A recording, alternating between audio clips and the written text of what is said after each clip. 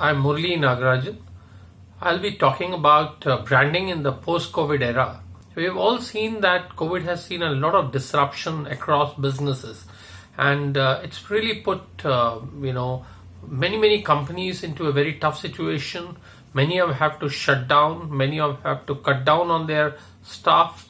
So it's been pretty disruptive, and I would be talking about the impact on advertising.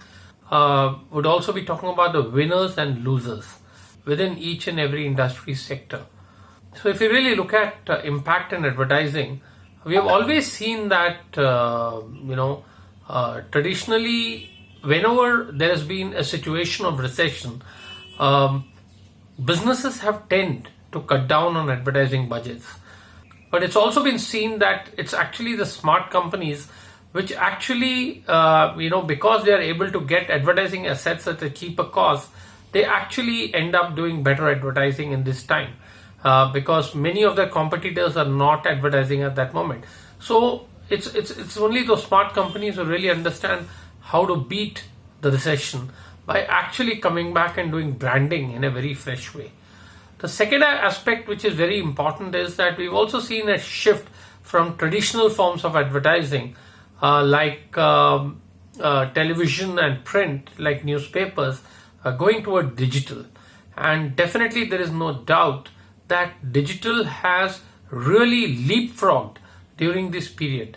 So if we look at the losers first, clearly we know that all businesses which have had a physical interaction with the consumer, whether it was hospitality, whether it was restaurants, whether it was travel, airlines, retail, clearly all of them have actually seen a major hit, as many of them have had to face lockdowns for months together, and this has clearly taken a toll on their entire revenue, and many of them have been forced to shut down.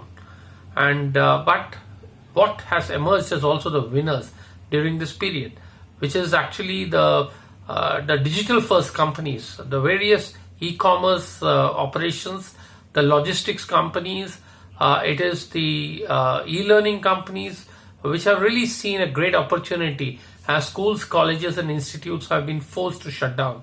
So there's been a great emergence of e-learning, and I think this is just the beginning. Then we've seen video communications, where we have seen all events, webinars, conferences, exhibitions, all moving online. And I think this has been a great change and a great opportunity for branding in the post-COVID era as we move forward. We can also see very, very clearly that the other very important sector which has grown has been OTT. During the tough times when all the theaters have been forced to shut down, and during this period, OTT has actually saved, I would say, the film industry. Of course, many films have not been released too, but most of them have been released on OTT. And I think the greatest emergence, other than e-learning in this particular period, has been OTT. So e-groceries is also another area which has grown tremendously, and also the same way a lot of apps in the pharmacy sector. So clearly all those businesses going forward which are branding in the digital space, who are looking at digital first as their main form of delivery of business, is clearly going to win no matter what. And traditional businesses too are really understanding and trying to capture this.